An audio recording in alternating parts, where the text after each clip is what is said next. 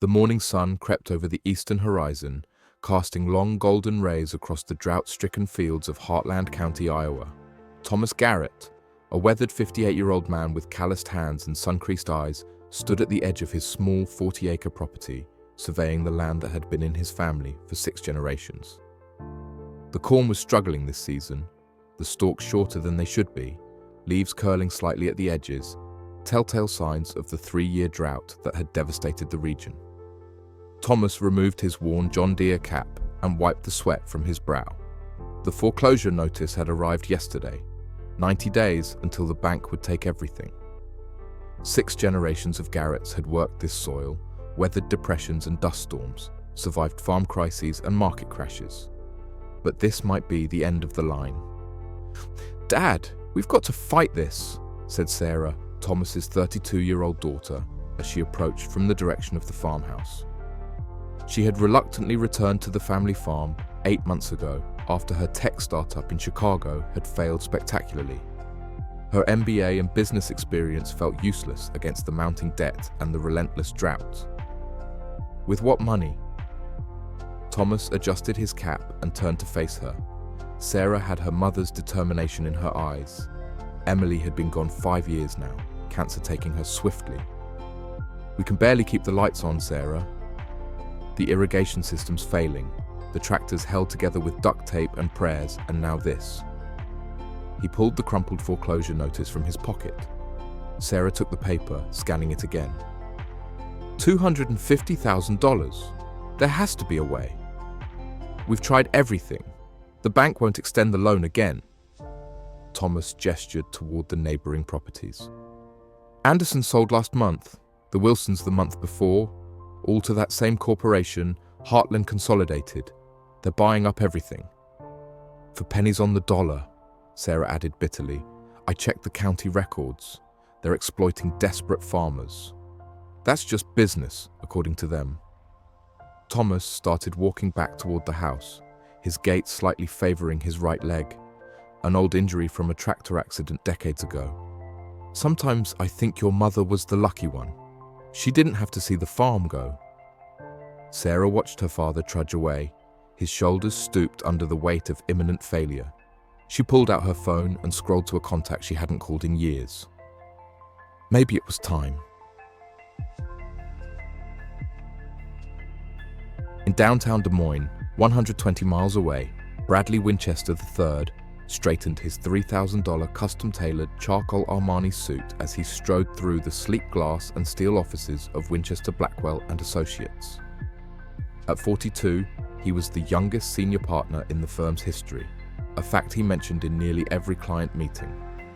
His corner office overlooked the city skyline, the walls adorned with his Harvard Law diploma and photographs of Bradley shaking hands with senators and CEOs. His administrative assistant hurried behind him, rattling off his schedule. Mr. Winters from Heartland Consolidated is on line 1 for your conference call. The Anderson acquisition paperwork is ready for final review. The partners' lunch is at 1 and... Hold my calls after the Winters call, Bradley interrupted, entering his office. And get me the file on the Garrett property in Heartland County. Yes, Mr. Winchester. She nodded efficiently, closing the door behind her. Bradley settled into his ergonomic leather chair and pressed the speakerphone button.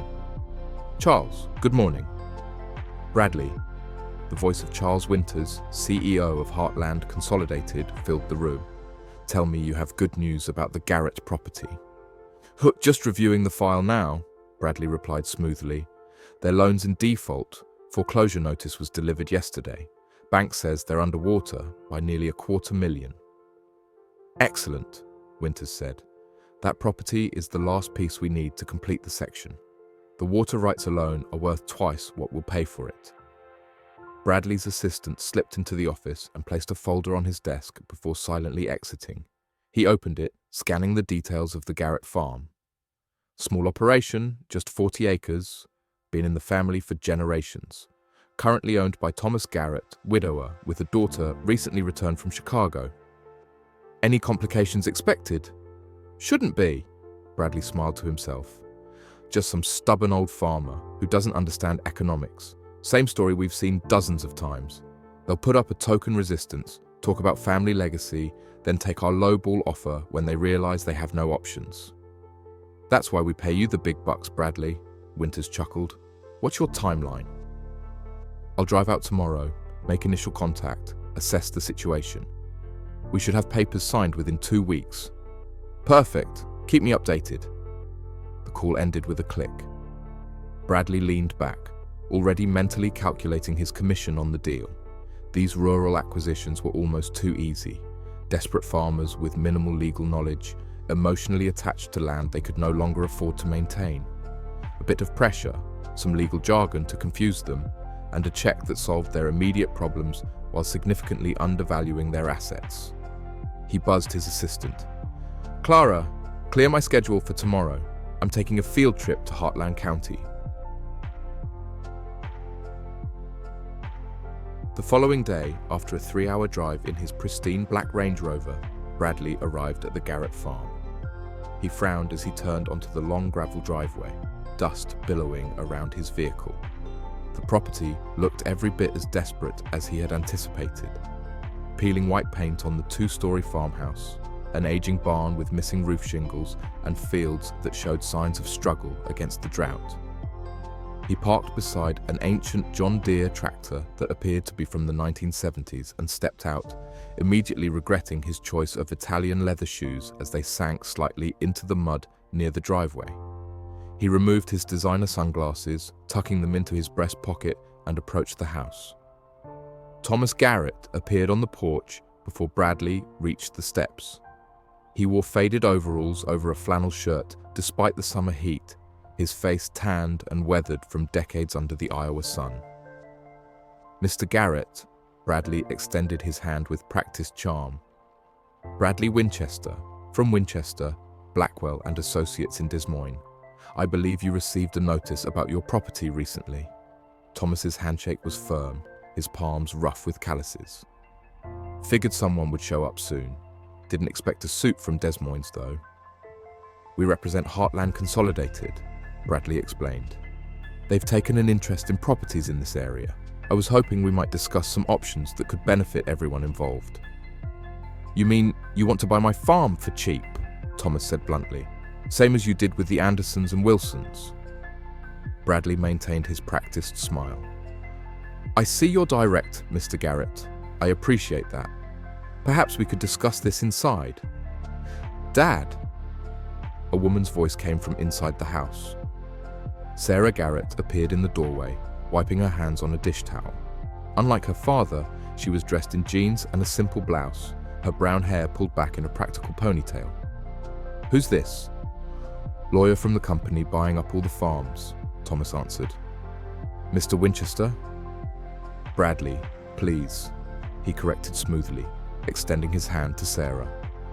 And you must be Ms. Garrett. I understand you recently returned from Chicago. Sarah shook his hand briefly, her expression guarded. That's right, MBA from Northwestern, 6 years at Palmer Tech, then my own startup that didn't work out. I've done my homework on Heartland Consolidated, Mr. Winchester. Your company has acquired 11 farms in this county in the last 18 months, all significantly below market value. Bradley's smile tightened almost imperceptibly. This wasn't the simple country girl he had expected. Well, market value is subjective, especially in areas experiencing environmental challenges. But I'm impressed by your research, Miss Garrett. Perhaps that business background will help us have a productive conversation. Come on in. Thomas stepped aside, gesturing toward the door. Might as well hear what you have to say. Inside, the farmhouse was modest, but meticulously clean. Family photographs lined the walls of the entryway, generations of Garretts standing proudly in these same fields, the evolution of farm equipment visible through the decades. Bradley noted a recent photo of Thomas with a woman who had to be his late wife, based on her resemblance to Sarah. They settled at the worn kitchen table, where Sarah had apparently been working on her laptop. She closed it as they sat down, fixing Bradley with an attentive stare. Coffee? Thomas offered. No thank you, Bradley declined, opening his leather portfolio. I won't take much of your time. I know you're busy. He pulled out several documents and laid them on the table. As you're aware, your loan with First Midwest Bank is in default, with a balance of approximately $250,000. The foreclosure process has begun, giving you 90 days before the property goes to auction. We're aware of our financial situation, Sarah said coolly. Bradley nodded. Heartland Consolidated is prepared to offer you $300,000 for the property. That's the full amount of your debt to the bank, plus an additional $50,000 for you to relocate and restart. Given the circumstances, it's quite generous. This land is worth twice that amount, Sarah interjected immediately. Bradley gave her a dismissive glance. Perhaps before the drought and in different market conditions, but given the current state of the property, your limited operation, and the necessary investments a new owner would need to make to modernize. He gestured toward the window at their modest fields. You should consider yourselves lucky. Most of your neighbors took far less. Those neighbors were forced out, Thomas said quietly, his weathered hands resting flat on the table. They made a business decision, Bradley countered, something you country folks sometimes struggle with. Sentimentality doesn't pay bills, Mr. Garrett. The reality is small family farms like yours are becoming economically non-viable. Consolidation is inevitable. Sarah's face flushed with anger. Consolidation engineered by predatory corporations that manipulate markets and water rights. Bradley's expression remained placid. I'm simply a legal representative offering a solution to your immediate financial crisis. The offer is straightforward, more than enough to clear your debt and give you a fresh start, perhaps in a less challenging industry. And if we refuse, Thomas asked, then in roughly 90 days, the bank will auction the property in the current market with few qualified buyers. Bradley left the implication hanging in the air. Heartland Consolidated would likely acquire it anyway, but for less, and you'd still be liable for any difference between the auction price and your outstanding debt. The kitchen fell silent, except for the ticking of an old wall clock. Thomas and Sarah exchanged a glance that Bradley couldn't quite interpret. We're not signing anything today, Sarah finally said. Of course, Bradley smiled, sliding his business card across the table. Take some time to discuss it, but the bank won't wait forever. Neither will we. He stood to leave, then paused, looking out the window at the old tractor in the yard. By the way, that John Deere out front, is that a 4020? My grandfather had one on his hobby farm in Connecticut. Charming antique. Thomas's jaw tightened slightly at the word antique, but he simply nodded. Bradley gathered his materials and Sarah showed him to the door. On the porch, she stopped him with a final question. Mr. Winchester, have you ever actually worked on a farm, even your grandfather's hobby farm? Bradley adjusted his tie. Can't say that I have. My talents lie elsewhere, Ms. Garrett. That explains a lot, she replied. Have a safe drive back to Des Moines. As Bradley drove away, sending dust billowing from the gravel driveway, Sarah watched his Range Rover disappear down the rural road. He thinks we're just ignorant farmers, Thomas said from behind her. Too stupid to know we're being robbed. Then he doesn't know who he's dealing with, Sarah replied, pulling out her phone. It's time to call Uncle James. James Garrett hadn't set foot on the family's Iowa homestead in nearly 15 years. The occasional holiday gathering or funeral had brought him back to the state, but never to this property with its complicated history and the brother he both loved and struggled to understand. At 62, James had built Garrett Agricultural Enterprises into one of the nation's largest privately owned farming operations with over 300,000 acres across 7 states. Unlike many large agricultural corporations, including Heartland Consolidated, which were known for predatory practices and environmental shortcuts, James had earned respect throughout the agricultural community for his sustainable methods, technological innovation, and fair treatment of smaller farmers. From his modern office on the 20th floor of Omaha's tallest building, James listened to Sarah's call on speakerphone while studying the quarterly reports from his Nebraska corn operation. The wall of windows behind his desk offered a sweeping view of the Missouri River and the city skyline. The bank's foreclosure notice arrived yesterday, Sarah explained after describing Bradley Winchester's visit. This lawyer, He treated Dad like he was some relic, Uncle James. Called our equipment antiques and talked about how sentimentality doesn't pay bills. James frowned, setting down the report. Winchester, he said the name with recognition. Bradley Winchester III. I've heard of him. Corporate shark who thinks he understands agriculture because he represented some seed companies in patent disputes. Has a reputation for being effective but completely lacking in ethics. That's him, Sarah confirmed. Heartland Consolidated has been buying up all the neighbouring farms. They're after our water rights, I think. Of course they are, James nodded to himself. The aquifer access on your property is crucial for their expansion plans. They've been trying to consolidate that entire section for years. He paused. How's your father taking it? You know Dad, Sarah sighed. Proud, stubborn, convinced he can handle it himself, but I can see he's worried. This place means everything to him. And you? You were building a life in Chicago. Coming back to the farm couldn't have been in your plans. There was a moment of silence before Sarah answered. My company failed, Uncle James. Spectacularly. I lost everything, including my confidence for a while. Coming home was my only option, but now, I don't know. There's something about this place. I'm starting to understand why Dad never left. James smiled at this, remembering his own complicated relationship with the land. Will you help us, Uncle James? Sarah asked after a moment.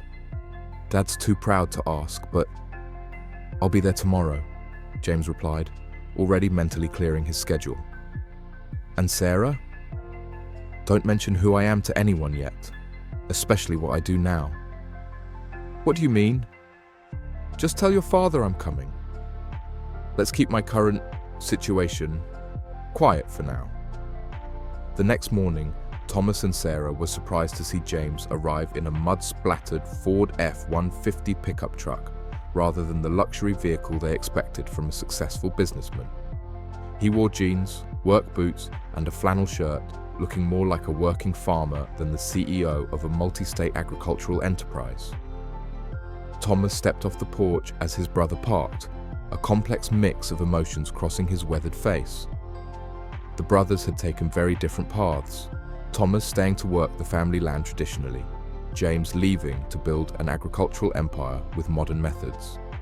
Their differences had created a distance that went beyond geography. Tommy, James nodded as he approached.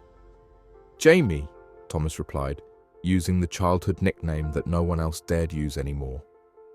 Been a while. They stood awkwardly for a moment before James stepped forward and embraced his brother for the first time in years.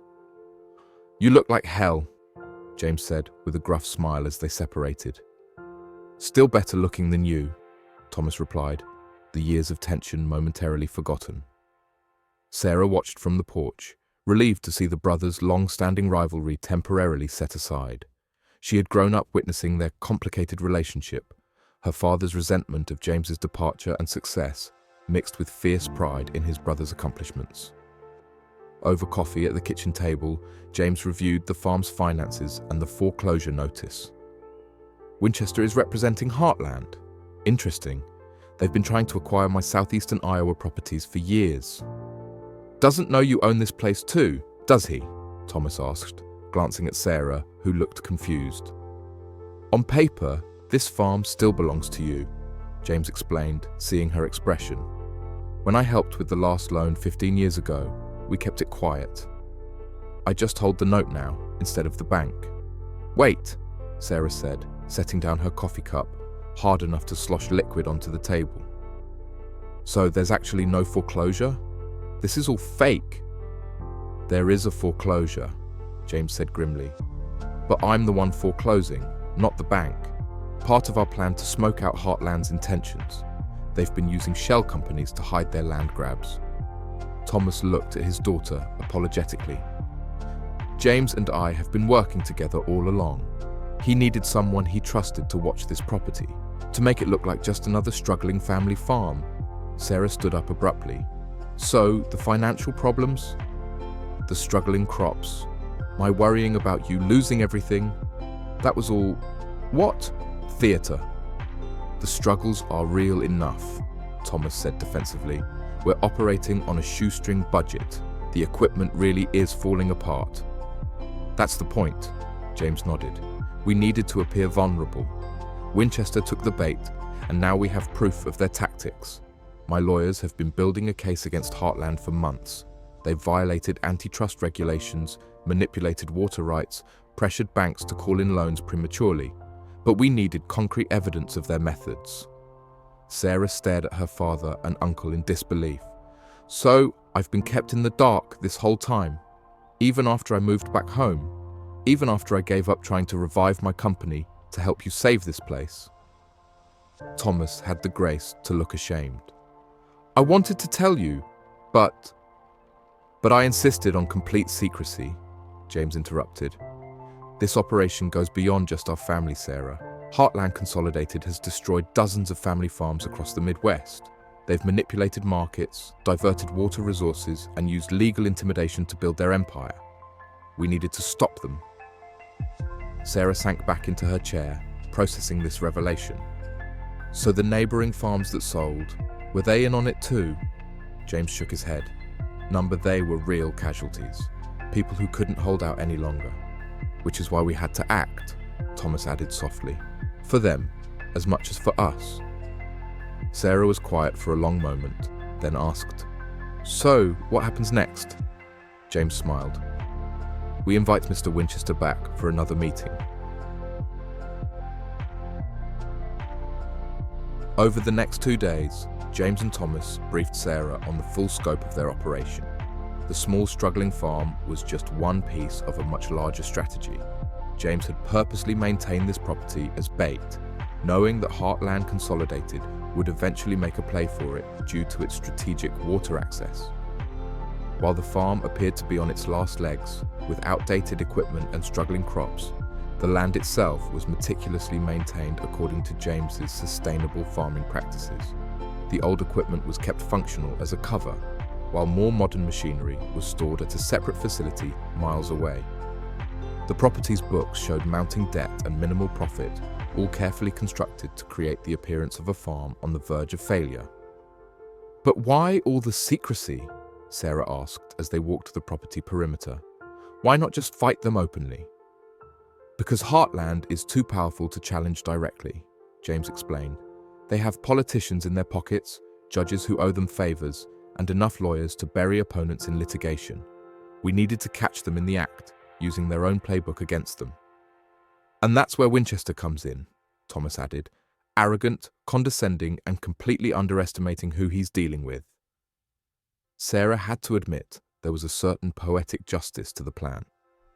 So tomorrow, when he comes back, we spring the trap, James nodded. But we need to be careful. Winchester didn't become a senior partner by being stupid. He'll realize something's off as soon as he sees me. Good, Thomas said with unexpected vehemence. I want to see his face when he realizes he's been played. James looked at his brother with concern. This isn't about humiliating Winchester, Tommy. It's about stopping Heartland from destroying more family farms. Can't it be both? Thomas asked with a rare smile. Bradley Winchester returned to the Garrett farm exactly 3 days after his initial visit, confident the financial pressure and reality of the situation would have softened their resistance. He brought along the final paperwork, already imagining the bonus he'd receive for closing this deal so efficiently. Heartland Consolidated had authorized him to go as high as $350,000 if absolutely necessary, but he intended to stick with the original $300,000 offer. Every dollar saved was another feather in his cap. As he pulled up to the farmhouse, he noticed another pickup truck parked beside the house. Older than his Range Rover, but much newer than anything else on the property. A bad sign. Farmers often brought in relatives or friends when they were preparing to resist a fair offer. Inside, Thomas and Sarah sat at the kitchen table with a grey-haired man in worn jeans and a flannel shirt who looked remarkably like Thomas, clearly a brother or close relative. The family resemblance was striking. though this man appeared more fit and carried himself with the confidence of someone accustomed to authority. "Mr. Winchester," Thomas nodded. "This is my brother, James. Please, join us." James gestured to an empty chair, his manner unassuming, but his gaze uncomfortably perceptive. Bradley sat down, quickly assessing the newcomer as another struggling farmer, perhaps more successful than Thomas, but still operating in the same outdated paradigm. Just another obstacle to overcome. "I hope you're here to help your brother make the right decision, Mr. Garrett." "That's exactly why I'm here," James replied mildly, exchanging a glance with Thomas that Bradley couldn't quite interpret. Bradley opened his briefcase with practiced efficiency. "As I explained previously, Heartland Consolidated is offering $300,000 for the property.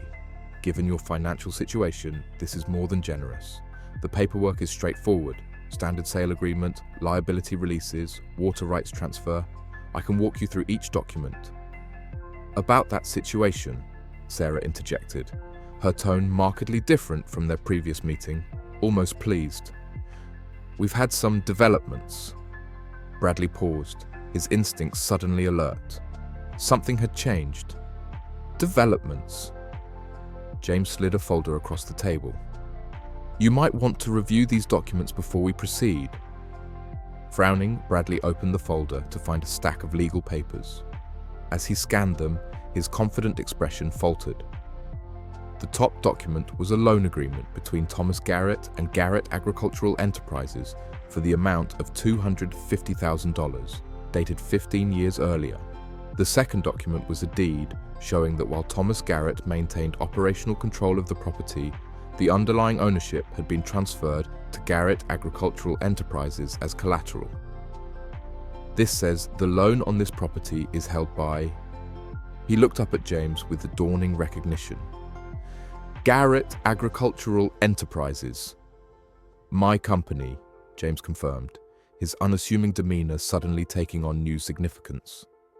"The same Garrett Agricultural that owns over 300,000 acres across the Midwest," Sarah added, not bothering to hide her satisfaction. "Including 17 properties that border Heartland Consolidated operations." Bradley's mind raced as he connected the dots. "You're James Garrett?" "The James Garrett, the sustainable farming pioneer from the cover of Agribusiness Monthly last year." "I am," James nodded. "And you've been trying to pressure my brother into selling land that's not actually in foreclosure by a bank, land that's part of a much larger operation." Thomas leaned forward. "That antique tractor you mocked. We keep it around as a reminder of where we started. Our actual equipment is in the new facility 2 counties over." This was a setup, Bradley realized, his face flushing with a mixture of embarrassment and anger. Not initially," James explained, his tone measured. "But when Heartland started using shell companies to buy up distressed properties around our holdings, we got suspicious. You've been targeting family farms, driving down prices through artificial water access issues, and manipulating the market." "That's a serious accusation," Bradley's lawyer instincts kicked in despite his discomfort. "And unprovable." Sarah smiled coldly. "Except we've documented everything, including this meeting and your previous visit with your dismissive comments about country folk and their sentimentality." "Iowa is a one-party consent state for recordings," James added. "Legally obtained evidence." Bradley glanced around the kitchen, looking for visible recording devices and finding none. The implications were staggering. His career, his reputation, everything he'd built could be destroyed by this. James produced another document. "This is a notice of intent to file a class action lawsuit against Heartland Consolidated on behalf of 27 farmers who were coerced into selling below market value. The suit alleges violations of antitrust laws, predatory business practices, and market manipulation." Bradley stared at the papers, his career flashing before his eyes. If this went public, even if Heartland eventually won the legal battle, the publicity would be devastating. His role would be scrutinized. The recordings of his condescending remarks would be played in court, possibly released to the media. "Mr. Garrett," he said finally, addressing James with newfound respect. "Surely we can discuss this reasonably, businessman to businessman." "We are," James replied evenly. "You have two options. Take this information back to your client and negotiate fair compensation for all affected farmers, or we file tomorrow and the agricultural community sees how Heartland really operates." "And what do you want?" Bradley asked, knowing he had no leverage left. "Fair practices," Thomas said simply. "Stop targeting family farms. Pay fair market value for land. End the manipulation of water rights." "And a public commitment to sustainable farming methods," James added. "Heartland has the resources to lead by example instead of exploiting vulnerable communities." Bradley gathered his papers with shaking hands. "I'll need to consult with my clients." "Of course," James stood. "You have 48 hours. After that, we proceed with the lawsuit and release our evidence to the media." As Bradley hurried toward his SUV, Sarah called after him. "By the way, Mr. Winchester, how's that hobby farm of your grandfather's doing these days? Still just a charming antique?" In the privacy of his vehicle, Bradley loosed a string of profanities that would have shocked his polished Des Moines colleagues. He had been completely outplayed. Heartland's carefully constructed land acquisition strategy was about to explode in their faces, and his. He reached for his phone to call Charles Winters, then hesitated. This wasn't the kind of news you delivered over the phone if you valued your career. He started the engine and headed back to Des Moines, his mind already racing through damage control scenarios. Meanwhile, in the farmhouse kitchen, Sarah turned to her father and uncle. That was, she searched for the right word, satisfying. James nodded, but his expression remained serious. "The real work starts now. Winchester will take this to Heartland, and they'll counter with everything they've got. Legal challenges, political pressure, maybe even personal attacks." "Let them try," Thomas said firmly. "We've got the truth on our side. And each other." For the first time since returning to the farm, Sarah felt something she hadn't expected, pride in her family's legacy and her part in protecting it. This wasn't just about saving one farm or punishing one arrogant lawyer. It was about standing up for a way of life and the values that sustained it. The news broke 3 weeks later.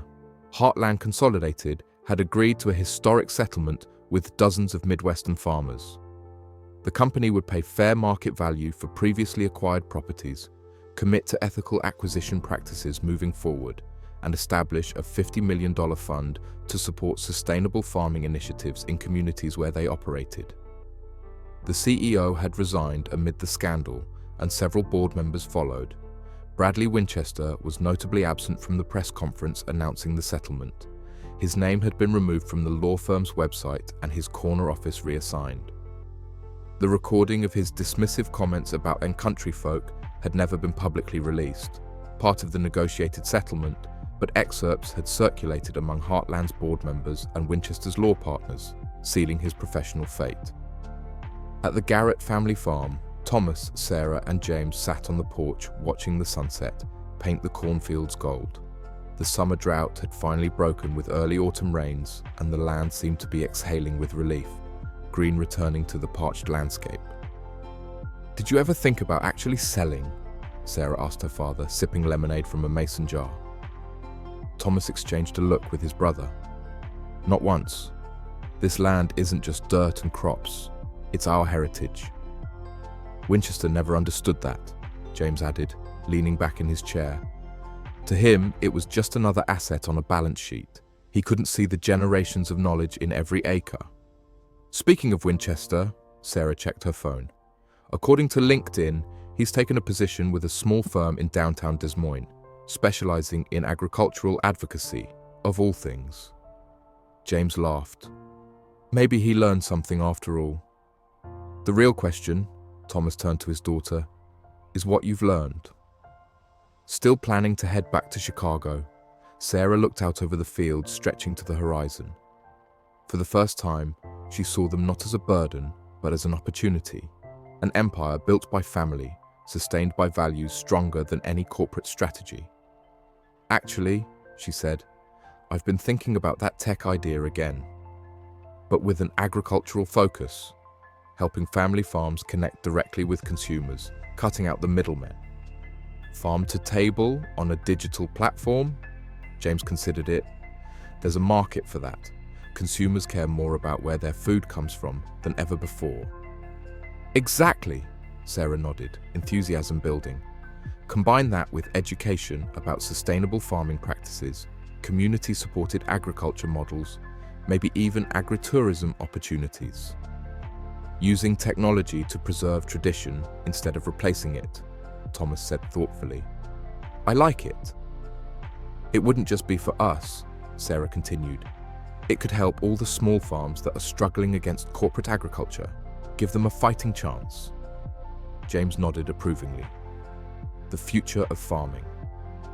The future of the Garrett legacy, Thomas corrected, putting his arm around his daughter's shoulders. Your mother would be proud. As night fell over the heartland, the lights of their farmhouse glowed like a beacon across the fields. Not a relic of the past, but a foundation for the future. 3 generations of Garretts had weathered dust storms and depressions, market crashes and corporate predators. With a new vision that honored the past while embracing the future, the next generation would ensure the legacy continued. In the following months, Sarah's agricultural technology platform, Heritage Harvest, launched with initial participation from 15 family farms across Iowa. James provided seed funding and connections throughout the agricultural community, while Thomas offered the practical wisdom that only comes from a lifetime of working the land. Bradley Winchester occasionally drove past the Garrett farm on his way to meet with clients, small farmers fighting against the very corporate tactics he once employed. He never stopped, but sometimes slowed down enough to see the now thriving operation. The old John Deere tractor remained in the front yard, not as a working machine, but as a monument to resilience, a reminder that appearances can be deceiving and that true value isn't always visible to those too arrogant to look beneath the surface. The story of how the Garretts stood up to Heartland Consolidated became something of a legend in farming communities across the Midwest. It wasn't just about one family protecting their land, but about the power of knowledge, preparation, and standing firm against intimidation, values as deeply